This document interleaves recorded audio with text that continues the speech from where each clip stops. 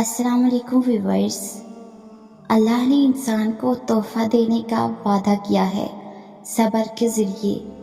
جب اللہ ایک نیک بندے کو اس کی محبوب چیز اس دنیا سے اٹھا لیتا ہے تو صبر کرنے والے کے بدلے جنت ملتی ہے۔ اب صبر کرنے سے اتنی بڑی چیزیں مل رہی ہیں تو ہم یہ چھوٹی چھوٹی چیزوں پر کیوں صبر نہیں کر پاتے؟ اللہ پر یقین نہیں ہے کیا؟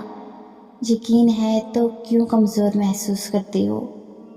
رب کہتا ہے مجھے پکارو، میں تمہاری پکار سنتا ہوں، مجھ سے مانگو میں عطا کرتا ہوں۔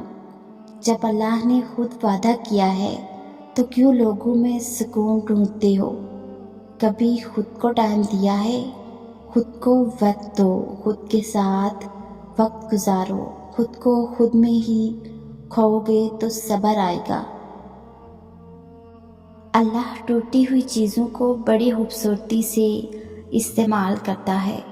ٹوٹے ہوئے بادل بارش برساتے ہیں، ٹوٹی ہوئی مٹی کھیتوں کے ساتھ قائم ہوتی ہے، ٹوٹے ہوئے فصل کی پیداوار کے بیج، ٹوٹے ہوئے بیج نئے پودوں کو زندگی دیتے ہیں۔